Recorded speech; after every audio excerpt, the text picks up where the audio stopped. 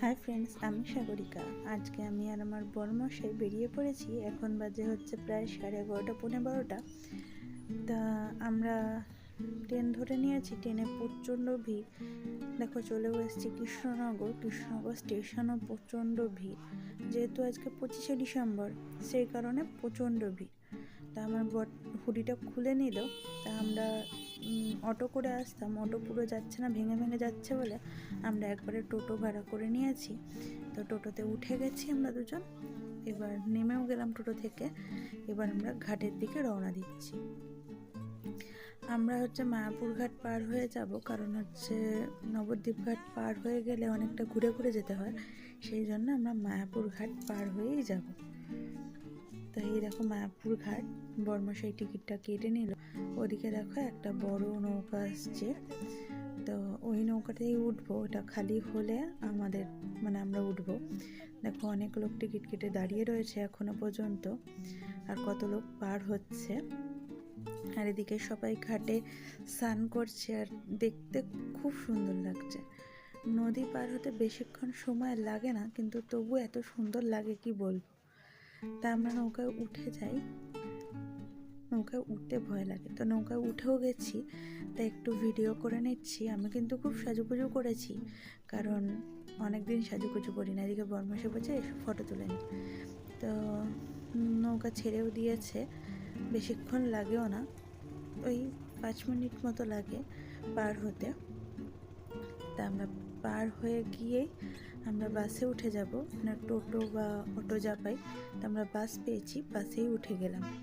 তা বাসে উঠে যাওয়ার পর আমরা চলে এলাম মায়াপুর, একদম মন্দিরের সামনে। দেখো, গেটের সামনেটা প্রচণ্ড ভিড়। এবারে আর তিলক পড়তে পারিনি, কারণ এত ভিড়। আর যখন আমরা পৌঁছেছি প্রায় 2:10-15 হয়ে গেছে। তা আগে আমরা ভাবলাম যে ঘোরাফেরা না করে খাওয়ার কুপনটাই নিয়ে নিই, কারণ খাওয়ার কুপনটা আর পাবো কি না।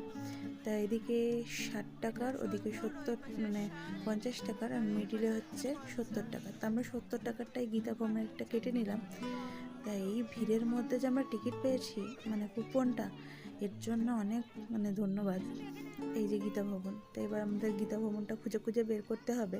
আগের বারও খেয়েছিলাম, কিন্তু মাঝে মাঝে হারিয়ে যায়। দেখো, লাইনটা ঘুরে ঘুরে কোন দিক দিয়ে দিয়ে গেছে, কত বড় খাওয়ার লাইন। দেখো, এদিক দিয়ে ঘুরে ওই দেখো ওইদিকে লোক দেখতে পাচ্ছ, ওই দিক দিয়ে যেতে হবে।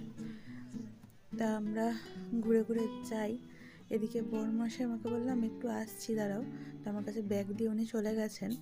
উনি আসলে একবারে ঢুকবো, এই যে চলে এসছে। আর বারবার খালি হাই তুলছে, ওর এতই ঘুম পাচ্ছে, ঘুরতে গিয়েও ঘুম পাচ্ছে। আর দেখো কত সুন্দর ফুল গাছ। তা আমরা ঢুকেও পড়েছি খাওয়ার জায়গায়। দেখো ভিড়, তার মধ্যেও বেশ তাড়াতাড়ি খাওয়ার দাওয়ার হয়ে যাচ্ছে। এদিকে নিচেও বসার জায়গা আছে, আবার ওপরেও বসার জায়গা আছে। যাদের পায়ে ব্যথা তারা ওপরে বসে, আর আমরা কেন ওপরে বসবো? ঠাকুরের ভোগ খেতে গেলে নিচেই বসতে হয়। এই যে শালপাতা আর জল দিয়ে দিয়েছে, তো পাতাটা ধুয়ে নিই। এবার ভাত পড়ে গেল, আর ভাত একটা দলা পড়েছে মায়েরই, এত বড় যে আমার অনেকটা ভাত, বুঝতে পারিনি। আর এদিকে পাঁচমিশালি তরকারি, সাথে ডাল। কী ডাল সেটা বলতে পারবো না, কিন্তু ডাল পড়ে গেছে। এটা আর একটা করে লুচি দিয়ে দিয়েছে। রুটি দেওয়ার কথা, কিন্তু লুচি দিয়েছে। এত মানুষ কী করে রুটি করবে বলো? তা খেতে থাকি। খেতে খেতে তারপরে চলে এসেছে কাবলি ছোলা আর পনিরের তরকারি। কারণ এত লোকের আয়োজন, বুঝতেই পারছো, সব কিছু আবার দুবার দুবার রিপিট হয়েছে। তারপরেই দিয়ে দিয়েছে একটা করে বেগুনি। এত গরম খাওয়ার যে আমি খেয়েই উঠতে পারছি না। এই দেখো, বেগুনি দিয়ে দিয়েছে একটা করে। তা খাওয়া শেষ হতে না হতেই আবার পায়েস চলে এসেছে। তা পায়েসটা আমি গ্লাসে নিয়ে নিলাম, কারণ লুচি দিয়ে খাবো। লুচিটা দিয়ে বরের মশাইয়ের থেকেই খেয়ে নিয়েছি।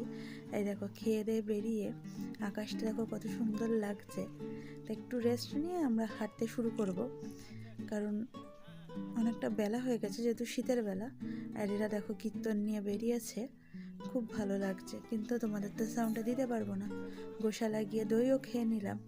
এবার আমরা ঠিক করলাম, সন্ধে হয়ে গেছে, গোপালের জামা কিনবো, কারণ আমাকে মা বলে দিয়েছে গোপালের জামা কিনতে, সেই কারণে গোপালের জামা কিনবো, কারণ ঢুকে তো হয়নি, ওই দিকটা যাইনি। তো এবার গিয়ে গোপালের জামাটা কিনে তারপরে বাড়ি ফিরবো। তো এবার গোপালের জামা কিনতে গিয়ে নিজেরা আর একবার বিয়ে করে নিলাম। এটা হচ্ছে 3বার বিয়ে, এটাকে বলে হচ্ছে কণ্ঠী বদল। অনেকেই জানে, অনেকেই জানে না, মানে এটাকে তো বিয়ে বলে না, আমরা তো ইয়ার্কি মেরে করলাম, মানে পরলাম, যাকে বলে তুলসীর মালা। ও পরলো, আমিও পরলাম, দুজনেই পরে নিলাম। তা পড়া হয়ে গেল।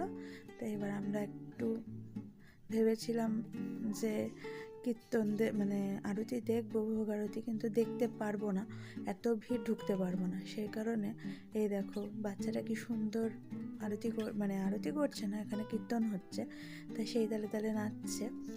তা খুব ভালো লাগলো। সেই দেখে আমরা বাড়ি ফিরে গেলাম, না হলে আমাদের অনেক রাত হতো, হয়তো বাড়িও ফিরতে পারতাম না। আজকের মতো ভিডিওটা এখানেই শেষ করি। যদি ভালো লেগে থাকে তাহলে লাইক করবে, কমেন্ট করবে আর শেয়ার করবে, আমার চ্যানেলটার সাথে থাকবে। আর তোমরা যারা যারা নতুন বন্ধু আছো আমার সাথে থেকো, আমিও তোমাদের সাথে আছি, পাশে আছি। সবাই ভালো থেকো, সুস্থ থেকো, আর সবাই আমার ভিডিওগুলো দেখো।